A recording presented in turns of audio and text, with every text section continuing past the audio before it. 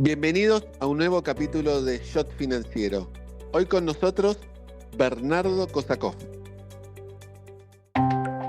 Presenta este episodio. AdCap, Grupo Financiero. Somos una compañía con más de 15 años de experiencia. Ofrecemos una diversidad de soluciones financieras orientadas a individuos, empresas e instituciones. Nuestro propósito es impulsar el desarrollo financiero, acercando el mercado de capitales a la mayor cantidad de personas y así contribuir a construir un futuro más equitativo para todos. Seguinos en nuestras redes sociales y conoce nuestras propuestas y servicios.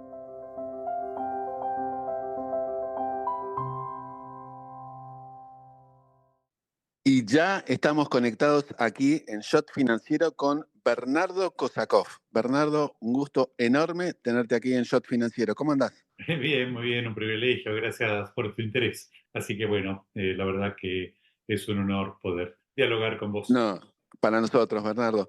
Bernardo, ¿cómo surgió tu interés por la economía? ¿Cuándo fue? ¿En el secundario? No, no, para nada. Yo estaba en un colegio nocturno que terminé y en realidad no tenía la menor idea del futuro y lo único que manejaba bien eran las matemáticas porque trabajaba desde chico en el almacén de mi papá, que todavía era Ah, antes de Frondizi, en el año 55, 56, donde todo se vendía suelto. Las claro. galletitas, el arroz, el querosén, el aceite. Y entonces antes todavía entrar al primario tenía la facilidad de sumar, bueno, dígame cuánto es medio kilo de azúcar con 120 gramos de salame, con 300 gramos de arroz. Y eso me dio algo que era la facilidad por las matemáticas. Qué grande. Y Y, cuando y, terminé y, el secundario, digo, bueno, ¿qué quiero ser? No tengo la menor idea. Bueno, quiero ser matemático. Y fui a hacer el ingreso exacto. y antes de continuar, Bernardo, ¿a qué secundario fuiste? ¿Trabajabas todo el día en el secundario?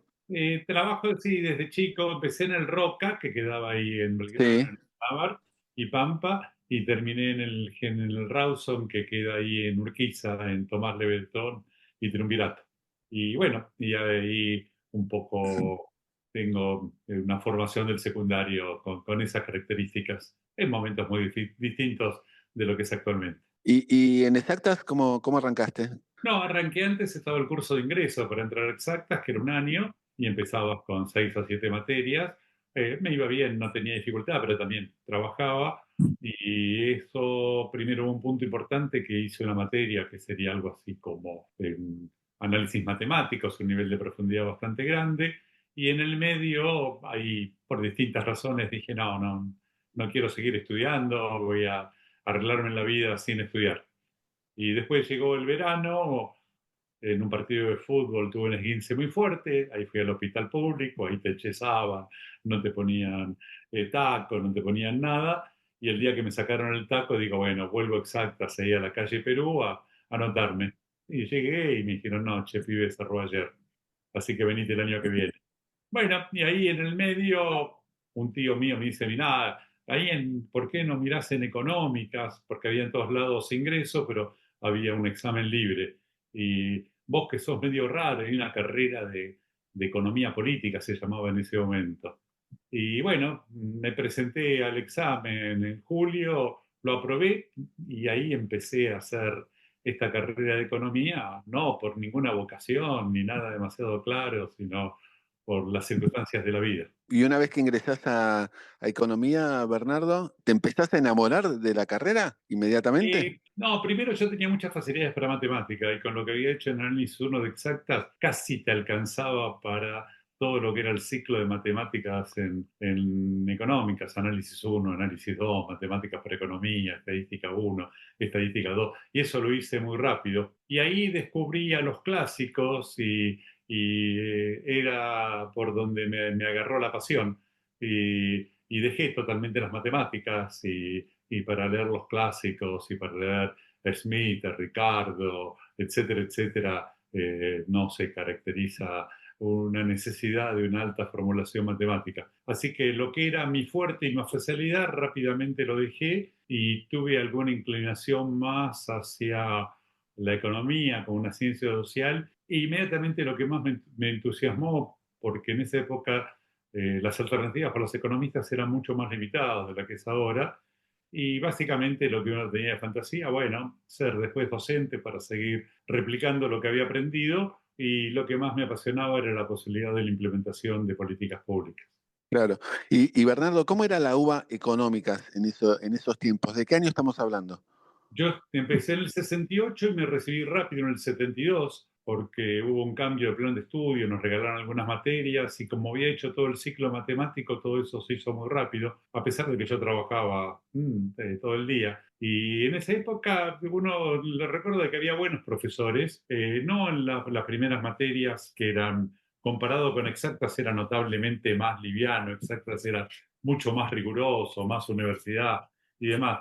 Pero en la segunda parte uno se encontraba con personajes como Oscar Brown, que volvía de Oxford y enseñaba historia del pensamiento económico, Javier Villanueva en desarrollo, o Guido Di Tella en crecimiento, o Ana María Mantel en la parte de crecimiento. Obviamente también estaba Julio Olivera, que era, bueno, ahí la figura fuerte, o otras materias así, no te recuerdo, Manuel Fernández López y demás.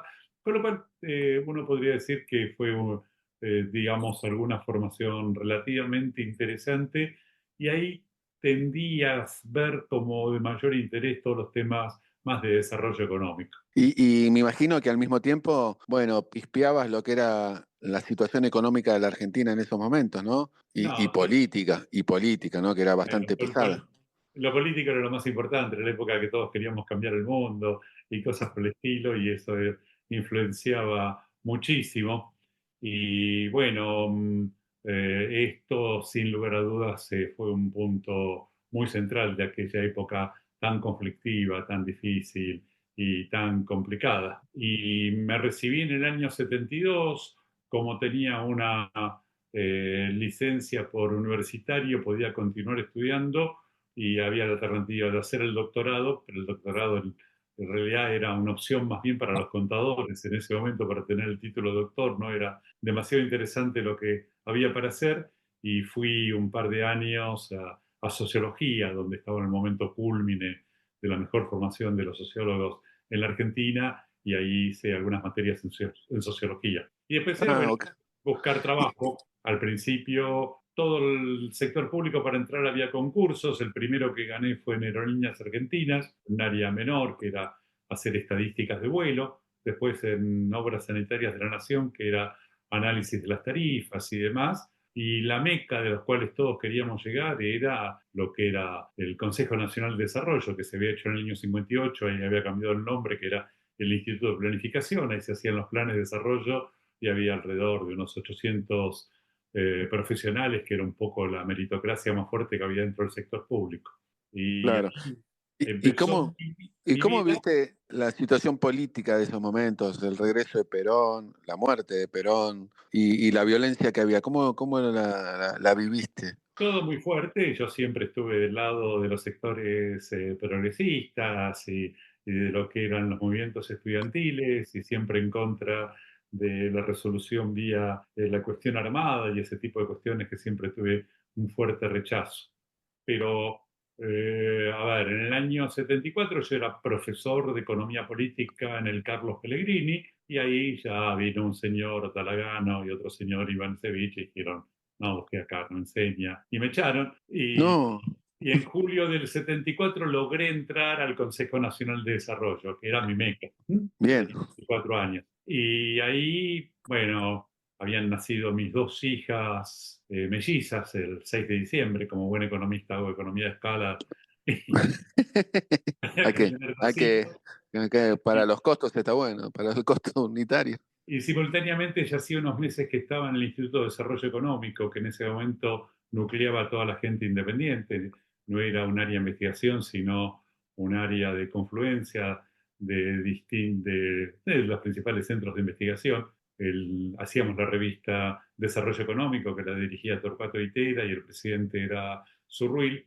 Y a mí me pidieron que organice los cursos de posgrado en ciencias sociales en general. Y comenzamos ahí hacer algo que después del momento del golpe del 76 hasta el 81 fue el único área donde se continuaron haciendo cosas, y llegamos a tener un par de miles de alumnos por año con 30 o 40 cursos, sin ningún reconocimiento de todo tipo, pero era un poco lo de más avanzada que había. Pero te remito un poco, entré en julio del 74 al CONADE, nacieron mis hijas y el regalo del nacimiento de mis hijas antes de Navidad, en ese momento aplicaron lo que se llamó la ley de prescindibilidad, que a muy poca gente se lo aplicó.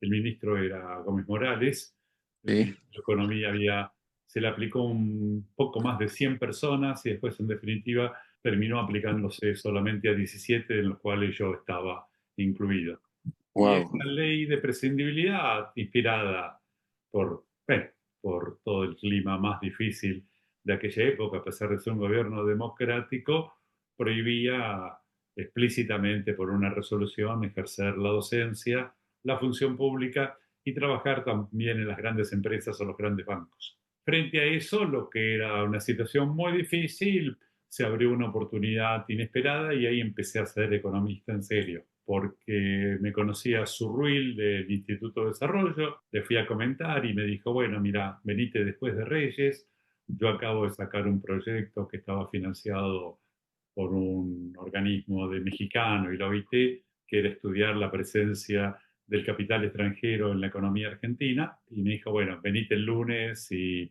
informalmente a partir de ahí yo trabajé 3 o 4 años con él, que bueno, él me financiaba de sus propios recursos y nos permitieron instalarnos en la oficina de la CEPAL que recién se había creado y ahí apareció un tema que me marcó siempre para el resto de la carrera y que es que para trabajar en economía había que trabajar a partir de las evidencias. Y trabajar con Zurril a partir de las evidencias ahí fue un privilegio. Él había sido el creador del INDEC y también en ese momento era asesor de Carlos Noriega, el director del INDEC, que sabés que lamentablemente fue uno de los desaparecidos. Pero Zurril se llevó todas las salidas de computadora del censo económico del 63 y del 73 y las encuestas a las 500 sociedades anónimas más grandes del país y algún par de encuestas sobre demanda de mano de obra, simplemente como grandes salidas de computadora. Y ahí empezó Mira, el trabajo, que el trabajo central de uno era ser un buen ayudante estadístico en una época que no existía la computadora. claro, claro. ¿Y cómo era Zurruil? ¿Qué recuerdo tenés de él? No, primero una persona de una formación absolutamente espectacular. Tenía no solamente esta capacidad de trabajar a partir de las evidencias, sino tenía toda una formación en un área que para mí me pareció muy importante, que es el de las cuentas nacionales, y te daba una visión del bosque, del conjunto. Y ahí también aprendí una cosa que era fundamental, que si no manejas la macroeconomía, y no generas ese vínculo con los comportamientos micro y con los del cambio de estructura, es difícil entender los procesos. Así que para mí fue un privilegio, yo era su único ayudante, con una cantidad de información brutal y bueno, aprendí muchísimo, pero en una época que las matrices de insumo producto había que calcularlas y trabajarlas a mano y había que hacer todo. Nuestra gran revolución tecnológica es cuando la gente de FATE hizo la cifra mediados del año 75 y teníamos una maquinita más rápida para calcular o ese tipo de cosas. Pero esto te daba un conocimiento realmente impactante. Y en esa época yo me convertí un poco en el che pibe que ayudaba a toda la gente que necesitaba algo para armarle todo lo que era las evidencias cuantitativas. Y tuve el Eh, privilegio de trabajar hasta la vuelta de la democracia con muy buena gente, con Jorge Katz, con Ricardo Lagos, que fue el presidente de Chile, y con mucha otra gente más. Y bueno, los temas centrales era tratar de entender la última etapa de la segunda fase de la sustitución de importaciones, que comenzó en el 58 y terminó en el 78, y ahí hicimos los estudios sobre las empresas transnacionales, el sector automotriz y alguna preocupación central en el aspecto que iba a ser el que daba una salida al modelo sustitutivo, que era la posibilidad de la internacionalización de las capacidades que se habían generado. Entonces hicimos una cantidad de trabajos enormes sobre exportaciones, sobre este fenómeno que la Argentina lideró a nivel mundial, que fue el tener multinacionales originarias de la Argentina, que ahora se llaman las multilatinas, y los temas tecnológicos y demás. Y bueno, esta fue la primera parte así central del trabajo, ¿no? ¿Y cómo viviste ese día histórico y festivo para todos nosotros que fue el 10 de diciembre del 83? No, la cosa más emotiva del mundo y obviamente ¿Dónde te agarró? ¿Dónde estabas? ¿Qué estabas haciendo? ¿Seguías ahí? sí, sí, yo sí, y nunca me fui de la Argentina. Tuve ofrecimientos para irme afuera y demás, pero bueno, cada uno toma decisiones. Hay muchos determinantes y en definitiva yo me quedé en la Argentina, a pesar de que una parte importante de la gente que está alrededor mía en ese momento había migrado afuera. Algunos lamentablemente, bueno, fallecieron en esas etapas conflictivas y demás. Y el 10 de diciembre yo estaba físicamente en la oficina de CEPAL, pero no trabajaba en la CEPAL, sino que ocupaba un espacio que me permitía. Y lo que fue la llegada de Alfonsín fue de una emoción absolutamente enorme. Uno lloraba de emoción y la verdad que simplemente desde escuchar el preámbulo de nuestra Constitución hasta tratar de ver las esperanzas que se abrían con la democracia, fue un momento absolutamente emotivo, determinante, ¿no? ¿Cómo fue tu desarrollo profesional durante la gestión de Alfonsín? Y aparte, ¿cómo viste los primeros años de Alfonsín con Greenspoon como ministro? Bueno, la primera etapa de Gris fue un alejado, pero básicamente yo estaba en el ámbito de la CEPAL. La CEPAL tenía muy pocos recursos y poca gente tenía financiamiento de las Naciones Unidas. Pero en ese momento era una oficina que tenía su prestigio y yo tenía en claro de que podía aprovechar ese espacio para conseguirme mi propio financiamiento y el financiamiento de la gente con la cual trabajaba. Y entonces hubo una etapa que fue entre lo que sería el regreso de la democracia hasta el 2001, que fue la caída de la convertibilidad, de que yo logré mantener distintos grupos de trabajo consiguiéndome financiamientos de gente, nunca hice consultoría para las empresas, eran los financiamientos estaban asociados a los organismos internacionales, al Banco Mundial, al BI o fundaciones como la Fundación Volkswagen o algunas cámaras empresariales como ADEFA, DIMRA y algunas otras cosas más. Y ahí en CEPAL, fundamentalmente el trabajo central era asistencia técnica al gobierno. Y la cuestión que tenía era, primero, tener un diálogo con la gente que estaba implementando las políticas. En la época del Plan Austral yo estaba absolutamente cercano con todo lo que se estaba haciendo, pero al mismo tiempo un acceso privilegiado a algo que me marcó durante toda esa etapa, que era poder trabajar a partir de las evidencias con trabajos conjuntos con el INDEC, que en ese momento funcionaba muy bien. Entonces el INDEC tenía dos o tres relevamientos, uno era el de las 500 empresas más grandes, sociedades anónimas, otro era la base industrial, que eran unos 1.800 establecimientos con posibilidades de expandirlo al conjunto, y los temas que nos preocupaban en esa misma base de datos en donde se obtenían los datos agregados de la economía, nosotros le podíamos agregar un formulario específico sobre los temas que nos preocupaban. Y teníamos la posibilidad de acceder a esa información y acceder en forma individual a nivel de establecimiento y de empresa, y al mismo tiempo las empresas tenían la obligación legal de contestarle al INDEC. Y de Ah, todos bueno. esos movimientos, después los casos más interesantes íbamos a visitarlos, y esto fue gran parte de mi alimentos de los trabajos que hice desde 1983 hasta que me retiré después de la CEPAL en el 2010. Y Bernardo, ¿cómo viviste el lanzamiento, algo que comentaste recién, del Plan Austral? Y bueno, vos ya tenías relación con Surril, ¿no te llamó para incorporarte? No, pero yo le colaboraba con él, pero yo me quedé en la oficina de CEPAL. En ese momento terminamos de editar dos o tres libros que habíamos hecho antes y yo me encargué de eso y que tenían que ver quizás con el tema que a mí siempre más me fascinó y me sigue fascinando y que se estudia muy poco, que es, bueno, cómo es el comportamiento y toma de decisiones de las filiales de las empresas transnacionales en un país de desarrollo intermedio como la Argentina.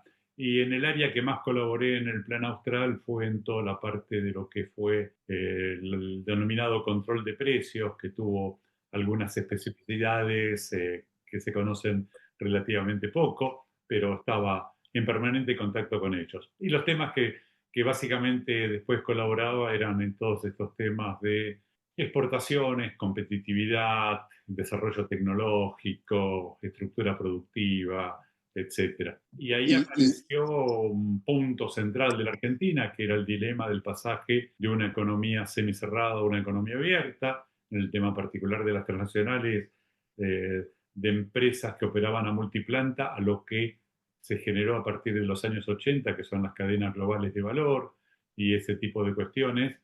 Y después, en particular, también el cambio del paradigma tecnoproductivo, del pasaje de los viejos modelos fordistas de producción a lo que en ese momento dominó la competitividad del mundo, que es lo que se denominó los modelos toyotistas y ese tipo de cuestiones. Y ahí yo hice una cantidad enorme de trabajos asociados a todos los temas de competitividad no precio. Esto es, no porque una empresa podía ser competitiva porque tenía un tipo de cambio alto o salarios bajos, sino que era lo que estaba haciendo en términos de innovación, en términos de cambios organizativos, en términos de inserción internacional, bueno, y todo ese tipo de cuestiones. Y ahí hicimos una cantidad enorme de trabajos que creo que fueron sumamente interesantes y siempre ligado con la asistencia técnica del gobierno y con este sustento tan fuerte del INDEC que nos permitía trabajar con bases de datos muy representativas. Pero el tema qué es, bueno. cuando uno trabaja en los temas de producción, de competitividad y todo lo demás, es esta vinculación entre la micro y la macro. Si uno no entiende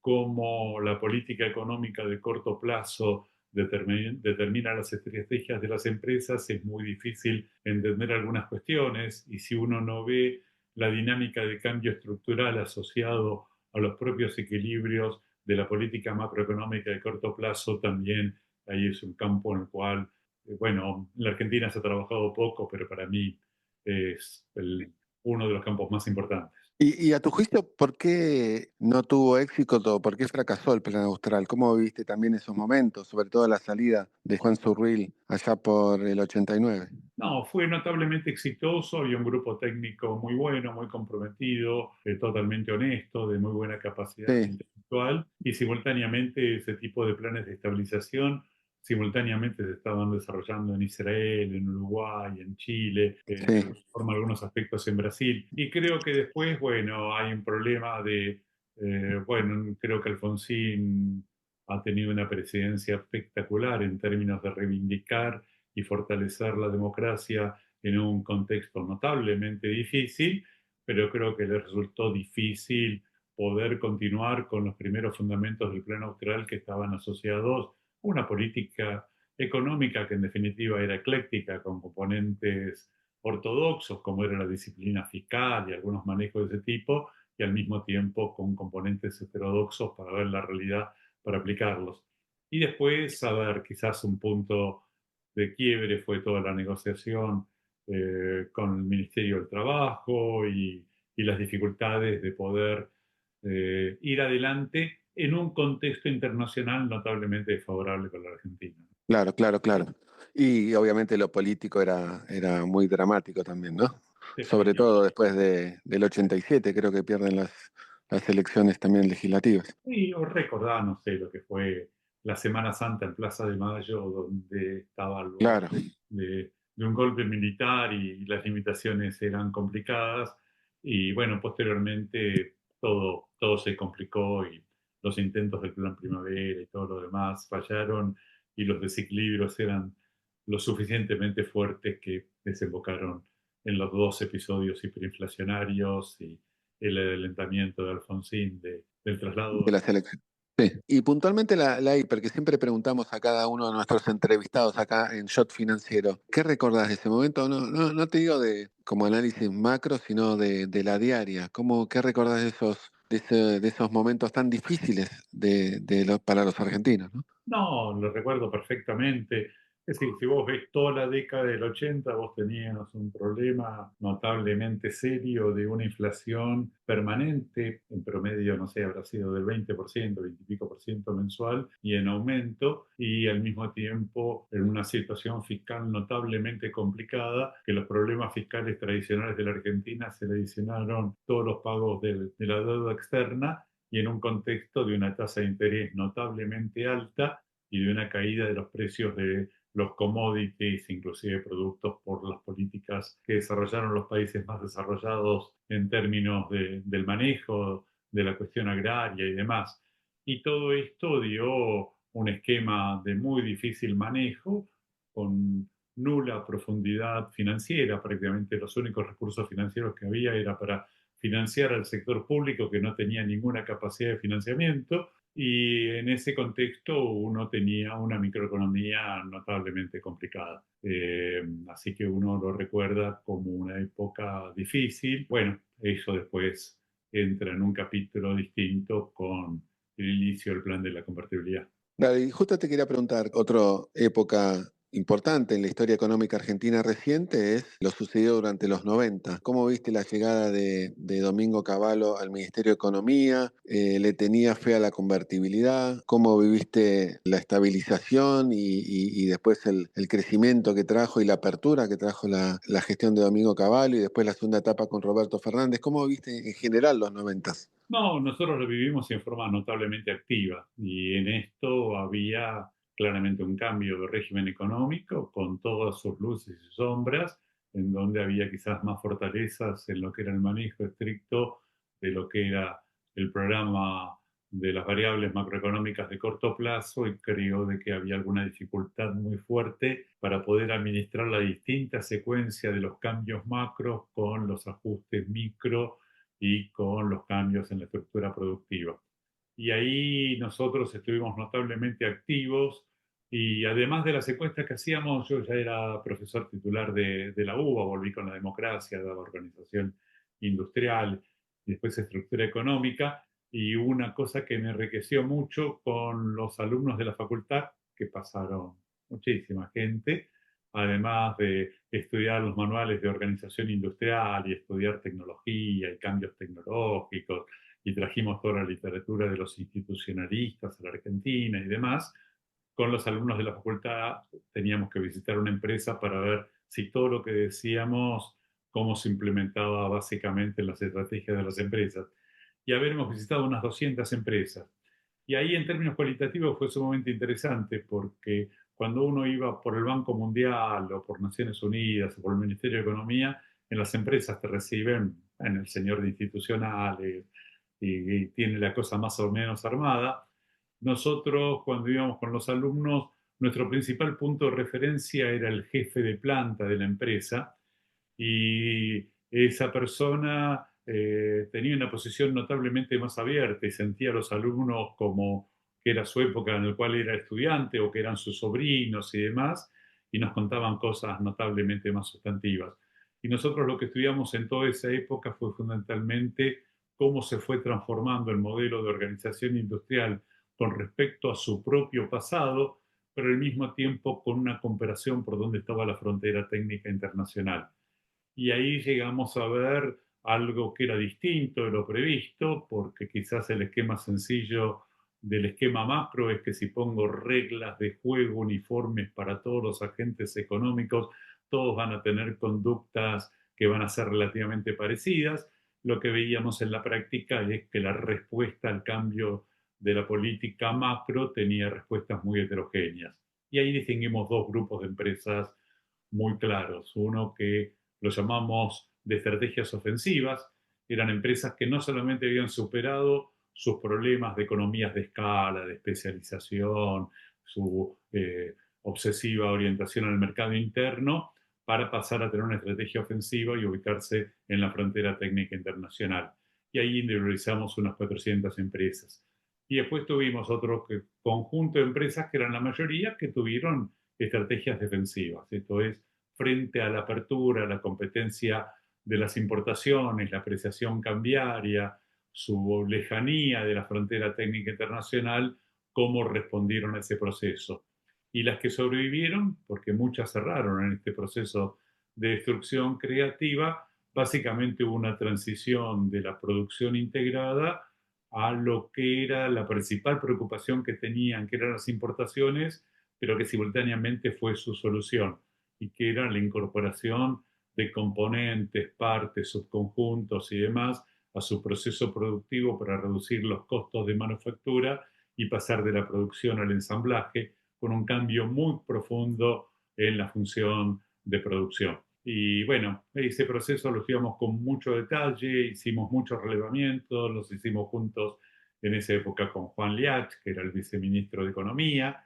Los resultados les sorprendieron, eran distintos a los esperados, pero bueno, de alguna forma ahí quedó un cambio estructural que todavía está vigente hasta hoy en día y que es parte del debate también que tenemos ahora en el Mm. 2025. Seguimos repasando, Bernardo, si querés, hechos históricos de nuestra economía y ya llegamos al 2001 con la caída de la convertibilidad. ¿La veías venir? La caída de la convertibilidad, sí, definitivamente creo que había un problema muy complejo y hubiera sido preferible una transición totalmente distinta y al mismo tiempo, obviamente, el contexto internacional no favoreció para nada. A mí me tocó en el 2002 asumir la dirección de la CEPAL y el 1 de enero del 2002. Y en ¡Wow! ese ¡Qué momento momento! bueno, siempre es un laboratorio a corazón abierto para ver cosas. En el tuvimos una situación de privilegio. El ministro, que era Jorge Remes, en ese Sí, momento recibió un apoyo de alguien al cual yo lo conocía muy bien y demás, que era el presidente del BIT, Enrique Iglesias. y básicamente ahí le dio no un préstamo, sino una donación de $500.000 para que estudien la posibilidad de las fuentes de recuperación de la economía argentina en un contexto donde todos esperaban que iba a llegar una nueva hiperinflación y una crisis más profunda. Y Remes nos encargó a nosotros ese proyecto, que eran, para que lo tengas alguna idea, $500.000. De esa plata de los $500.000 hicimos 3 relevamientos con el INDEC, en donde básicamente a estas 500 empresas grandes y a los 1.800 establecimientos le preguntamos qué había pasado en la convertibilidad, dónde estaban ahora y dónde veían posibilidades para adelante. Y después convocamos a toda la profesión de economistas en su conjunto y la verdad ahí tuvimos una respuesta espectacular. Ah, Hicimos mira, 70 de todos los colores convocaste.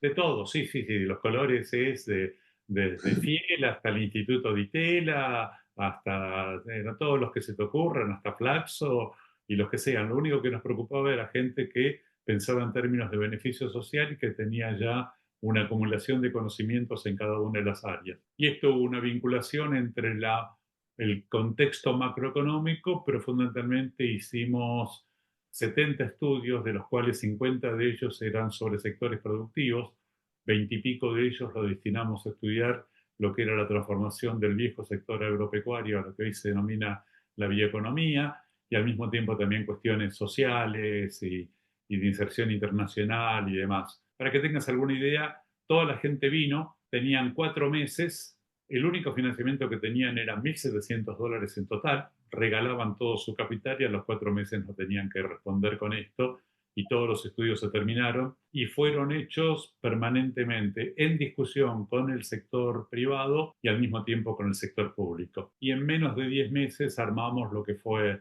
la estrategia de desarrollo de la Argentina en ese momento. La primera reunión importante la lanzamos en octubre del 2002 y fue quizás la primera voz diciendo, miren, esta economía tiene capacidades para poder recuperarse y obviamente ahí veíamos de alguna forma alguna evaluación de la convertibilidad, porque la convertibilidad, que éramos críticos de muchos aspectos, también fueron notablemente positivos y fueron los que permitieron que se recupere la economía argentina. Yo tengo una visión muy distinta en donde la gente cree que la Argentina entre el 2002 y el 2007 se recuperó solamente por el viento de cola en los términos de intercambio. Eso fue así, pero no es tanto. Para que tengas alguna idea, el precio de la soja entre el 95 y el 98 estaba en $150. Entre el 2002 y el 2007 estaba en $230. Subió un 50%. Cuando sube fuerte es a partir del 2008 y la crisis del campo, que llega a los $600. Y nosotros Ah, vimos ahí como mucho más importante los cambios estructurales previos y que tenía que ver que había una revolución en la producción agrícola. Para que tengas sí. una idea, la Argentina producía 20 millones de toneladas de grano entre 1930 y 1970. Ya cuando llegó el cambio de régimen económico producíamos 90 millones de toneladas. Esto es, precio fue un 50%, pero cantidades fue un 400%. Y Claro. el otro cambio estructural fuerte En la sustitución de importaciones, la principal demanda de divisas es que la Argentina no tenía insumos básicos. No teníamos acero plano, no teníamos aluminio, no había plantas petroquímicas, no había pasta de papel, las refinerías de petróleo eran viejas y demás. Todo eso se transformó con políticas que comenzó primero con el peronismo, con la planta de Alvar y Petroquímica Cuyo, pero continuó con Martínez Dios, con una particularidad, se lo dio a las empresas nacionales, se le prohibió la entrada al capital extranjero de esto, y es ahí donde desarrollamos toda la siderurgia, la petroquímica, las plantas de papel, etcétera, etcétera. Cuando llegó la convertibilidad, esas plantas fueron armadas para el mercado interno, pero de un mucho mayor tamaño que el mercado interno. Y eran grandes flujos de producción continua. Y ahí apareció un fenómeno donde la Argentina se autoabastecía de esos productos, y cuando llegamos al año 2002, más de la mitad de la producción se exportaba. Y entonces eso también fue un elemento notablemente importante. Y, Y las privatizaciones, no quiero aburrirte mucho, tuvieron sus luces y sus sombras. Algunas cosas se hicieron mejor en energía, telecomunicaciones, otras cosas fueron un desastre, pero cuando llegamos al 2002 se habían invertido 100.000 millones de dólares y había una capacidad de infraestructura que era notablemente superior que 10 años atrás, en energía, en puertos, etcétera, etcétera. Y al mismo tiempo había mucha mano de obra que recién fue expulsada del aparato productivo. En la convertibilidad, 40% de la mano de obra industrial fue expulsada, cuando antes la industria generaba 2% de empleo formal por año. Pero cuando llega el cambio de régimen económico, esos matriceros, esos oficiales, todavía tenían la cultura del trabajo y tenían el conocimiento. Entonces, cuando se aplica estos programas anticíclicos en donde se va a recuperar a partir de la demanda, la Argentina tenía notable capacidad ociosa. En el sector exportable de granos, en el sector exportable de insumos, en la infraestructura y en mano de obra altamente disponible. Y esto, acompañado con la ruptura de los esquemas de financiamiento anterior y demás, fueron muchísimo más determinantes que el viento de cola de los precios y- internacionales.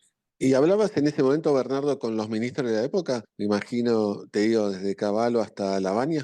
Sí, sí, con todos, con todos. Ay, Con Cavallo ¿cómo no eran en el tanto, trato diario ellos? no, con Cavallo no tanto. Nuestro vínculo era con Liach, que era el viceministro, que era muy respetuoso. Con Lavagna era un diálogo de total confianza y básicamente, bueno, de alguna forma, él continuó el programa que habíamos empezado con Remes. Ah, ok. Bueno, y él había estado también en los 80 en el gobierno de Alfonsín. Sí, terminó conflictivamente, pero él estaba a cargo del área industrial y recordá, bueno, que se fue con esa cuestión ahí del famoso Festival de Bonos y ese tipo de cuestiones. Pero Sí. yo lo conocía desde hacía mucho tiempo y también lo conocía desde el IDES y de la Facultad de Ciencias Económicas, con lo cual tenía un contacto muy directo y de confianza. ¿Y cómo viste también desde el punto de vista económico y haciendo, y unimos y conectamos tu desarrollo profesional, Bernardo, y la historia económica? Bueno, el primer mandato de Cristina Kirchner, después el segundo mandato. ¿Cómo viviste y dónde te encontrabas? ¿Seguías en la CEPAL? Sí, yo seguí en la CEPAL hasta que me fui en el 2010 y bueno, obviamente hay un punto de discontinuidad cuando asume Cristina con la crisis del campo y demás y después el conflicto con el INDEC y después con la elección del rumbo económico, donde la Argentina en el 2011 tuvo una oportunidad espectacular de pasar de un modelo de consumo a realmente una dinámica de cambio estructural. Y nosotros en ese momento impulsábamos la necesidad de corregir los desequilibrios que se habían generado en términos de los subsidios y atrasos de las tarifas públicas, del mayor orden fiscal y demás, pero fundamentalmente cómo pasar a un modelo de inversiones y de exportaciones. Y ahí cuando fue la sintonía fina, planteábamos cosas distintas de las que se aplicaron en el 2011, en donde se intentó replicar lo que era este modelo keynesiano basado en las capacidades ociosas, cuando la Argentina ya no tenía más capacidad ociosa.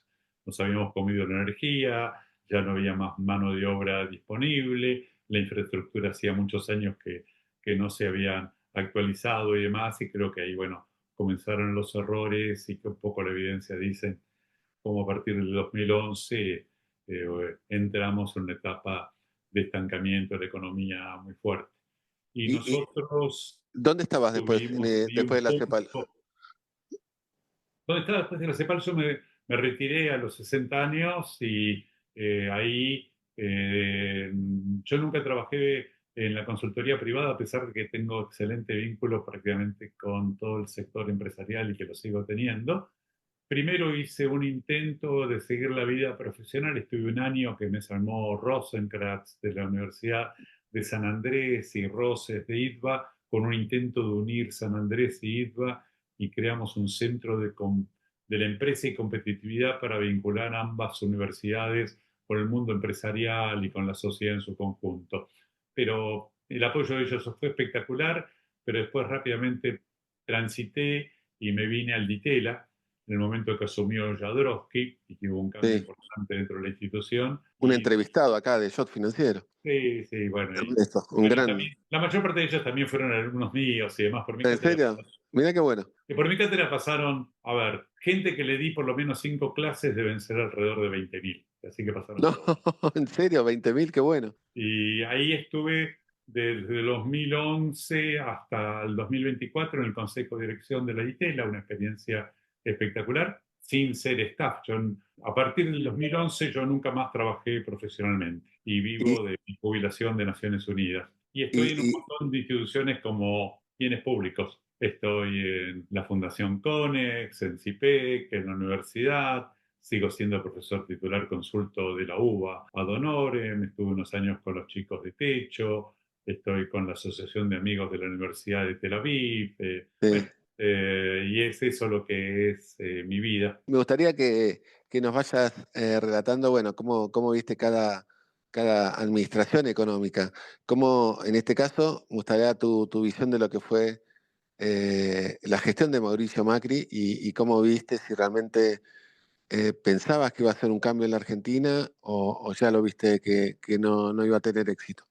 No, definitivamente, aparte, desde mi función de que siempre pensé y tengo una visión hirschmaniana, schumpeteriana de la vida y demás, y la esperanza, yo siempre, todas las etapas hay luces y sombras, y hay que tratar de apuntar a los activos existentes y disminuir Sí, las dificultades y superarlas. En la época de Macri yo asumí la presidencia del Consejo de la Producción, ahí con el área de Cabrera, y tratar, obviamente tenían un enfoque que tenía muchas limitaciones, y reconozco de que en varios de los aspectos fui escuchado y pudimos hacer cosas y demás, y que obviamente hubo etapas muy distintas hasta el primer momento y muy distintas cuando fue la crisis a partir de marzo, abril del 2017. Y creo que, bueno, en la parte macro es muy claro eh, que hubo cosas muy buenas, pero no hubo la disciplina fiscal necesaria como para apuntalar la consistencia macro y después todo el manejo posterior y las condiciones externas derivaron en los problemas que se conocen. Pero yo tenía un diálogo bastante seguido. Y bueno, pero ya después de eso, mi principal aporte fundamentalmente era siempre hablar a partir de las evidencias, de lo que uno veía en los hechos concretos y eliminar los relatos. Y en la medida de que dejé de tener un equipo de trabajo, que dejé de hacer de trabajo de campo y demás, bueno, me considero una persona que aprendí mucho con respecto al pasado, que dan un montón de lecciones, que ayudan a entender el presente y tener alguna esperanza del futuro, pero no corro maratones dentro de la profesión. Y sigo dando clases en el MBA del DITELA, en el MBA de la UBA, acá en una maestría de management y datos del DITELA. Y bueno, nos contabas que estuviste en el consejo de la ITELA mucho tiempo sí, y 14 años. 14 años. ¿Cómo creció la universidad?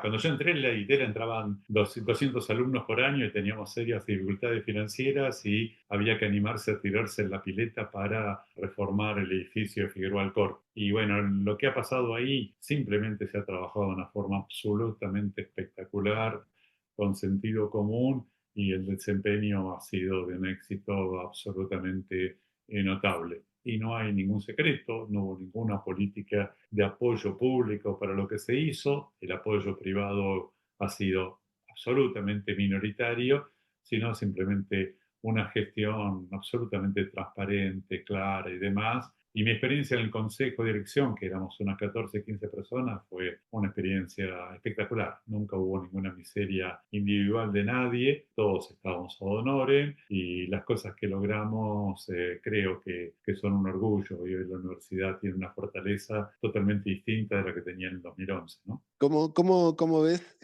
la situación educativa en Argentina a nivel de economía, ¿no? Porque, bueno, vos tuviste el surgimiento en la UBA, integraste el Consejo de la Ditela, hay mucha oferta económica ahora de diferentes universidades, muchas privadas. ¿Cómo ves la enseñanza de la economía hoy en Argentina?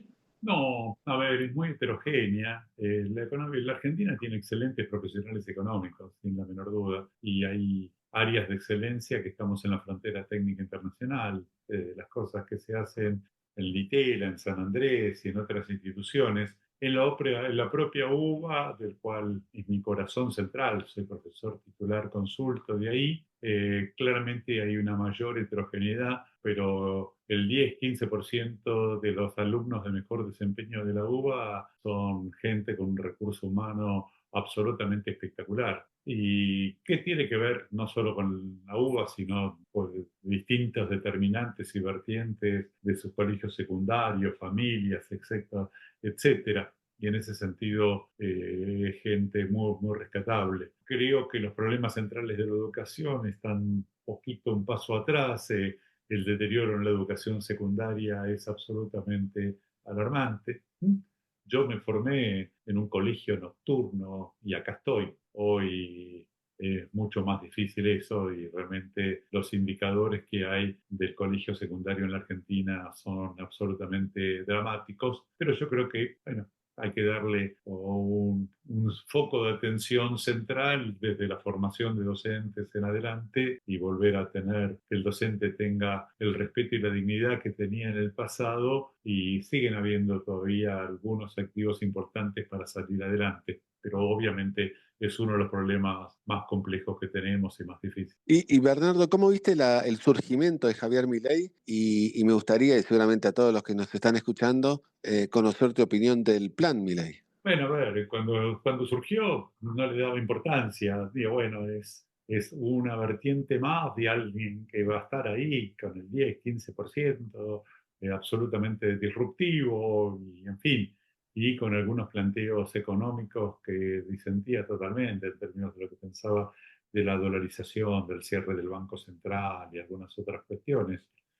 Y después, por decirlo en dos palabras, yo creo que venimos de 40 años de fracasos en el manejo de la política económica en la Argentina y que en definitiva esto nos ha dado este estancamiento, esta cuestión de que desde el 2011 no se creó un solo empleo formal en el sector privado en la Argentina, cuando la población creció el 15%, tasas de inversión notablemente bajas, gastos de investigación y desarrollo, y en particular del sector privado, absolutamente ridículos, pérdida de productividad, y que lo único que creció fue la pobreza porque los pobres son los que se encargaron de las recuperaciones económicas en Argentina. Lo que uno ve que de todas las crisis salimos y todo el mundo dice, se sorprende, y cada biblioteca dice que fue culpa de ellos. Y la verdad, cuando uno ve los programas de política económica, todos son eclécticos, con mezcla de instrumentos heterodoxos y ortodoxos, y si salimos es porque la sociedad aceptó que los sectores de menos ingresos financien los procesos de recuperación y hemos generado algo que, bueno, yo denomino este incremento de la pobreza y la constitución de tres Argentinas, un sector moderno, competitivo, que de los 150 países en desarrollo solo 5 o 6 lo tienen y que demuestran nuestras capacidades, un sector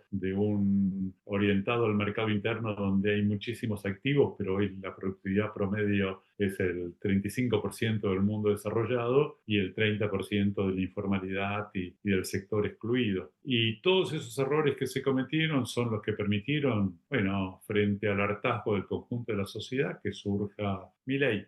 Y Milei nos sorprendió al principio porque asumió con un nivel de pragmatismo que yo no lo esperaba. En definitiva, el programa que implementa es más cercano a lo que planteaba Larreta de lo que planteaba él, ¿no? Es decir, esta sobredevaluación del peso con fuerte contenido fiscal, con aumento de las retenciones y el aumento del impuesto a las IMPO y lo que pensábamos de que se iba a endeudar para pagar toda la cantidad de bonos y cosas que había en la plaza, terminó en definitiva poniendo una tasa de interés negativa y licuándolo, en fin, un conjunto de cosas que sorprendió por su pragmatismo. Y creo que ha tenido avances muy significativos en la macro y hizo las tareas muy difíciles y obvias que había que hacer y nos ayudó a entender de que uno no puede tener déficit fiscal si no tiene un mecanismo de financiamiento genuino y mucho más no se puede gastar el doble de la plata pública si no se evalúa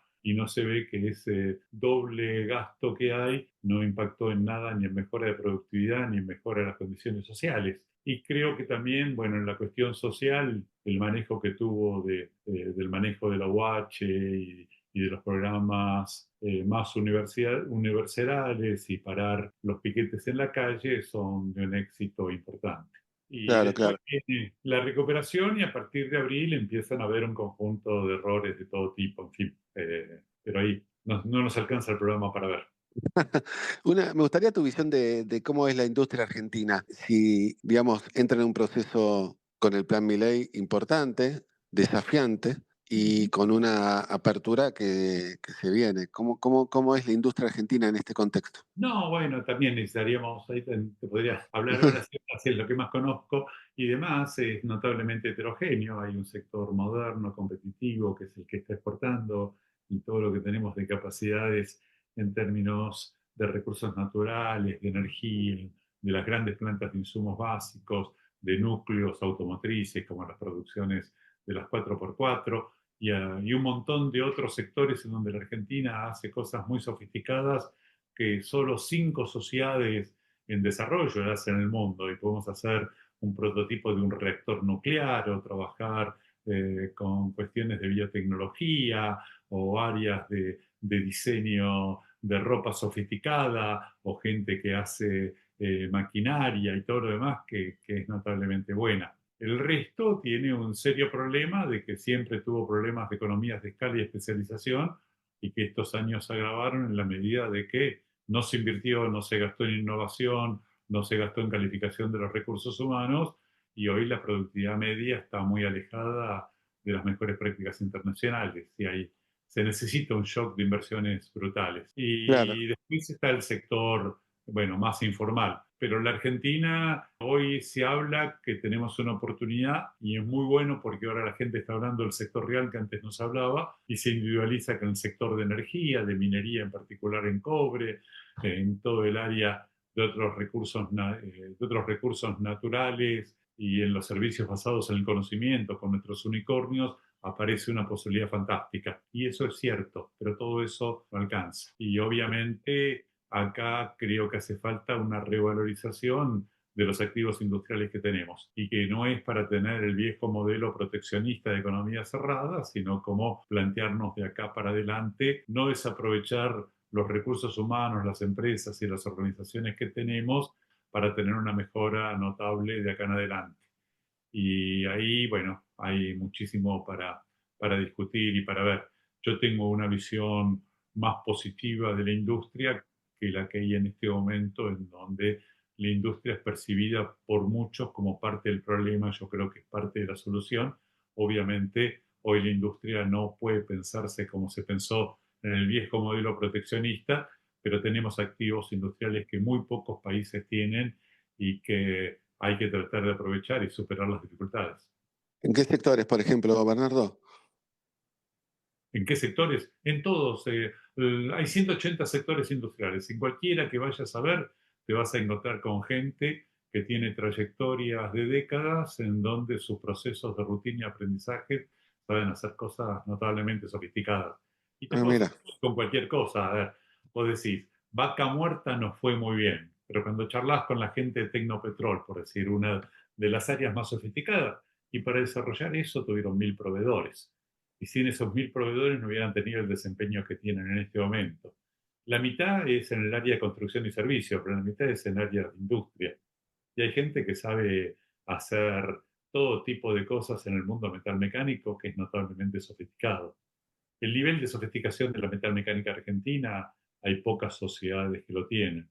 Qué En las bien. áreas, hoy, cuando uno habla de la bioeconomía y todo lo demás, que es el potencial enorme y si se ponen nuevas reglas de juego, se puede ir adelante, pero vos vas a la sociedad rural y los primeros 200 metros lo que ves es ahí gente que está haciendo semillas, que está haciendo fertilizantes, que está haciendo tractores, que está haciendo drones, que está haciendo una cantidad de bienes industriales absolutamente complejos y sofisticados.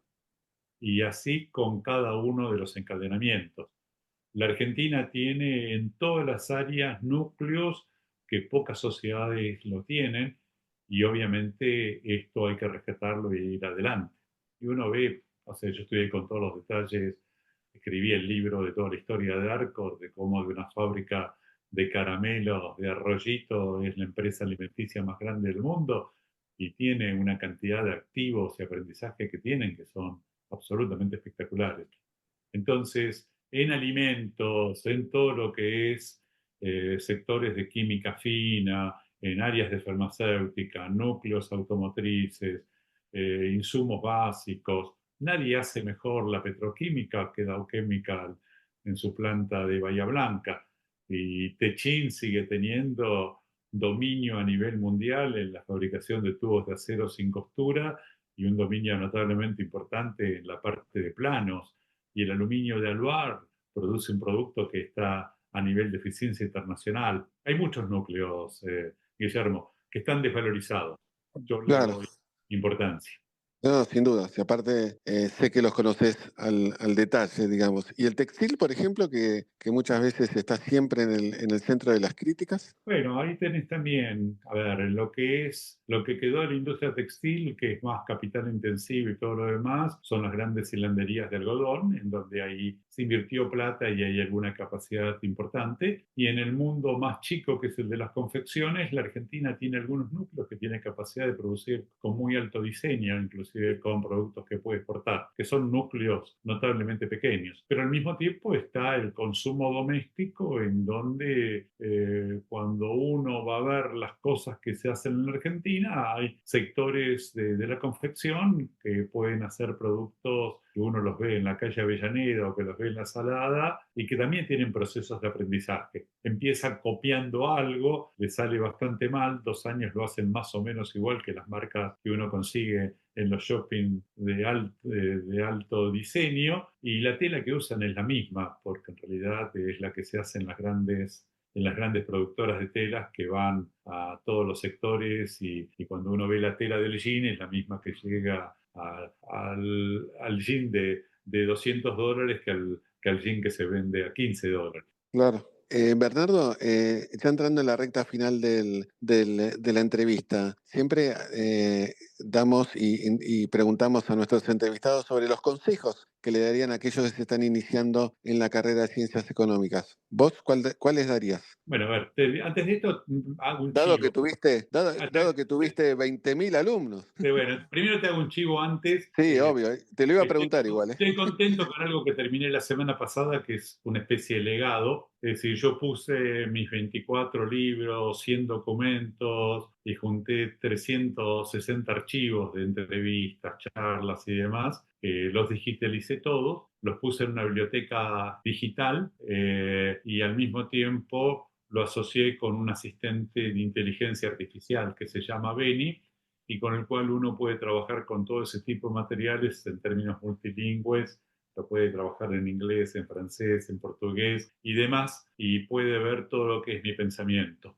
Eso Qué está bien. contenido dentro de un centro digital, Bernardo Kosakov, que está ajeno a toda la información que existe por las redes, que sabemos toda la basura que existe en este momento, y este agente de inteligencia artificial solo trabaja con los materiales míos, con lo cual, bueno, le pueden preguntar lo que se les ocurra en términos de todos estos temas de transnacionales, competitividad, política industrial, la articulación entre la micro y la macro, etcétera. Esto es de libre disponibilidad, ya está lanzado a la calle la semana que viene y lo pueden consultar en bernardokosakov.com.ar y Sí, en cualquier idioma. Y de eso sí, estoy creo muy que contento y eso es un poco mi legado. claro, porque me llegó la información desde la Universidad de Itela, de ese centro digital. Sí, yo estoy en la Escuela de Negocios y acá me han ayudado y he contado con la asistencia de gente que está en la frontera de la inteligencia artificial y la verdad que sin ellos no lo pude haber hecho,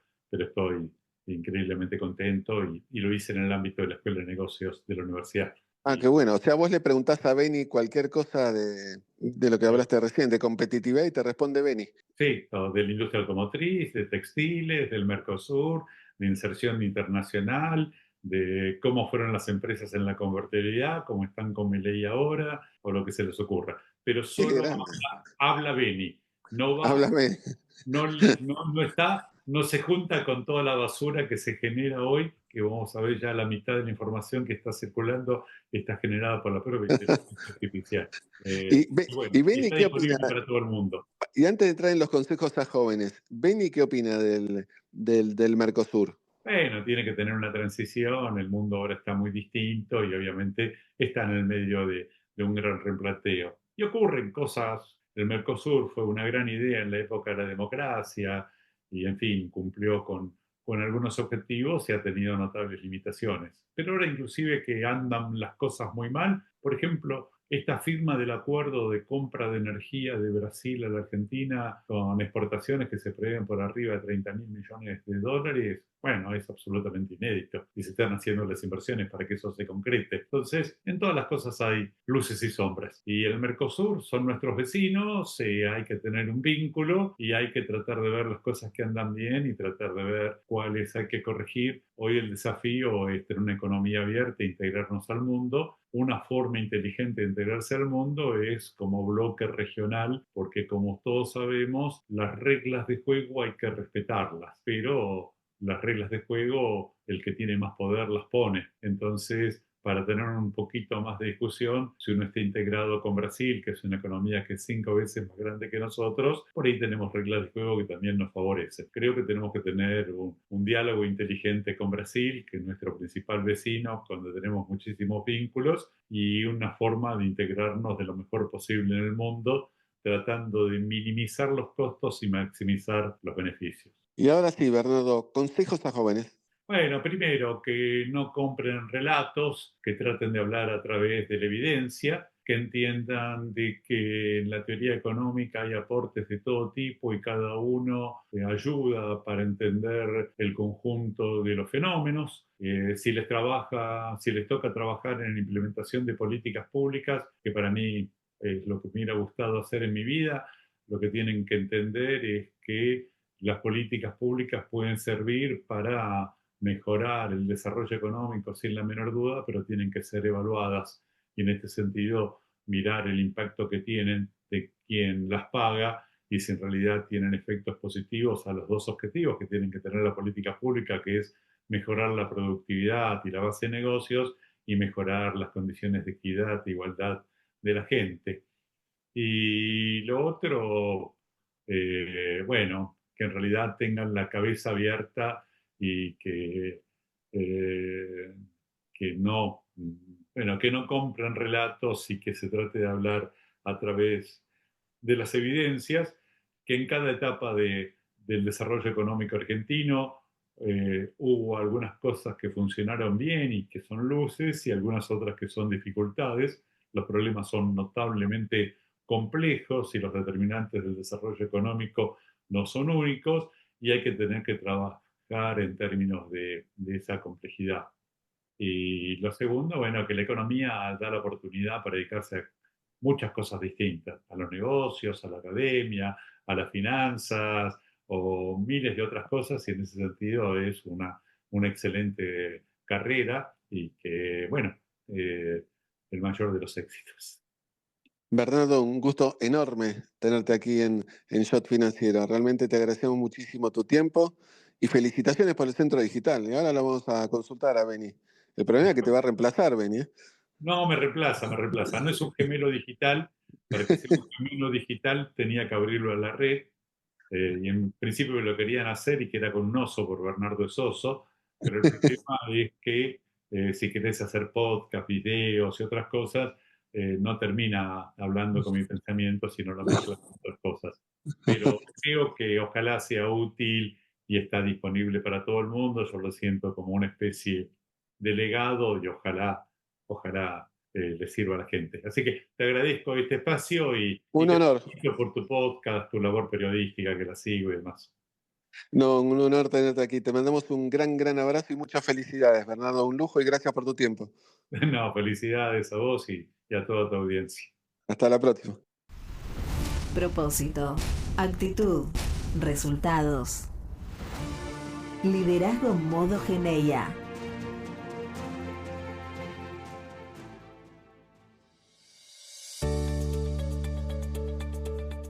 Hasta aquí la entrevista con Bernardo Kosakov. Nos reencontramos en una semana nada más en otro capítulo de Shot Financiero. Chau.